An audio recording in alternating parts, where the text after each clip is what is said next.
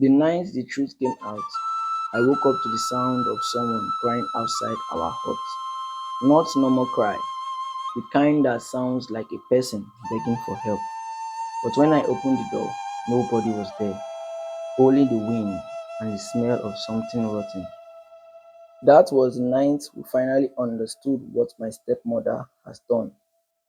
Before we go into the story proper, please subscribe, like, and drop a comment. Thank you. It helps us. All right, let's go. I grew up in a small village many years ago.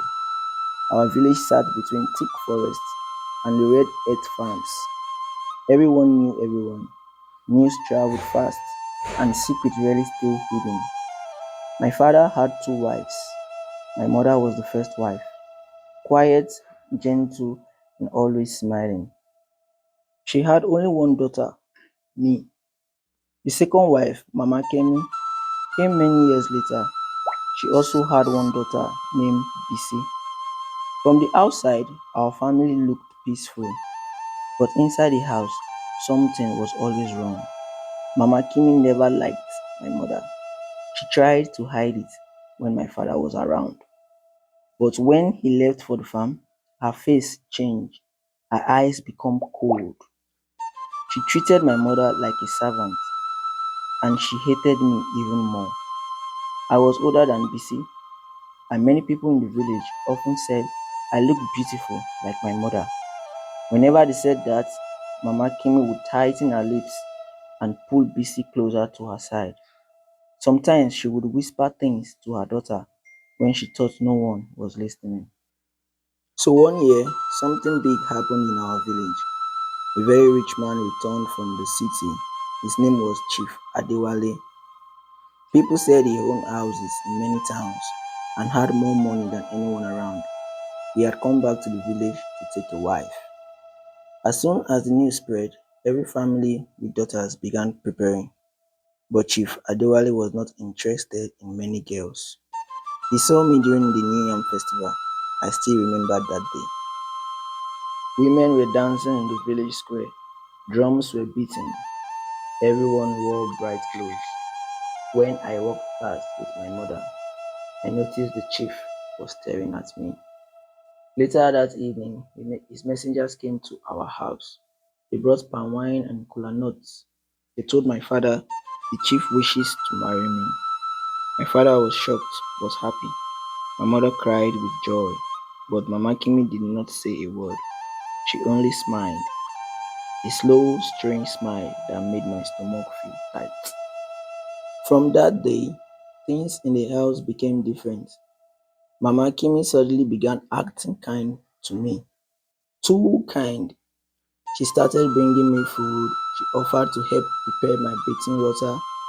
She gave me beads and said they would make me look more beautiful for the chief. My mother was surprised, but something about it did not feel right. One night, my mother told me quietly, "Be careful around her." I asked why. She simply said, "A heart full of jealousy can do terrible things." 2 weeks before the marriage ceremony, Mama Kimi said something strange. She told me she wanted to take me to a woman in the next village. According to her, the woman makes special beauty power for bride. She said it would make my skin shine and make the chief love me even more. I refused at first, but she insisted. She said she only wanted the best for me. My mother looked unsure, but she allowed me to go. That decision almost destroyed everything. We left early in the morning. The road to the next village passed through a quiet forest. At first, Mama Kimi was cheerful. She talked about the wedding, but as we walked deeper into the forest, she became quiet. Then she suddenly stopped. I turned to look at her. Her face had changed. The smile was gone. Her eyes looked dark. Before I could ask what was wrong, she spoke in a low voice. "You should not be the one marrying the chief." My heart began beating fast. I asked what she meant. She stepped closer and said, "My daughter deserves that life, not you." I felt cold all over. Then she pulled something from the cloth tied around her waist, a small calabash. She opened it. Inside was a black powder. She began chanting softly. This sound made my skin crawl. I tried to run, but suddenly I felt weak. My legs refused to move. I fell to the ground. The last thing I saw before everything went dark was Mama Kimi pouring the powder over my body. When I woke up, it was already evening. The forest was quiet. I was laying beside the path. My head was heavy. My body felt strange. I tried to stand, but fell again. I heard footsteps. Two hunters were passing by. They saw me and rushed over. They said I looked like someone who had been poisoned. They carried me back to the village. When we reached home, everyone was shocked.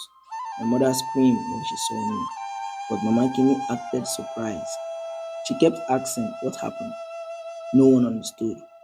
For 3 days, I could not speak. My body burned like fire. And every night, something strange happened. I hear whispers, soft voices calling my name. Sometimes I felt like someone was standing beside my bed, watching me. On the fourth night, the truth began to show. That was the night I woke up to the crying outside the hut. The sound was terrible, like someone in deep pain. My mother woke up too. We both stepped outside, but nobody was there, only the wind moving through the trees. Then we noticed something strange. The crying was coming from Mama Kimi's hut. We rushed there. The door was open. Inside, Mama Kimi was sitting on the floor, shaking.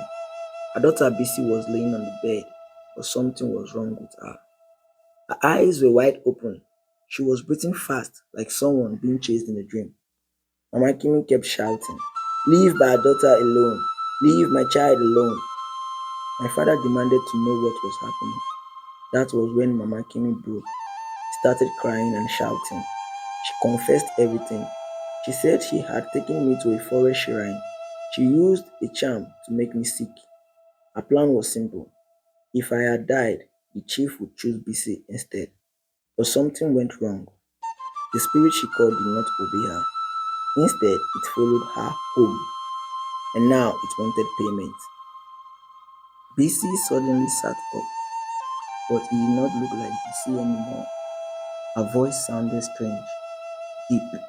She pointed at Mama Kimi and said, "You asked for help." The room became very cold. Even the oil lamp flickered. Mama Kimi fell flat on the ground, begging. But the voice spoke again.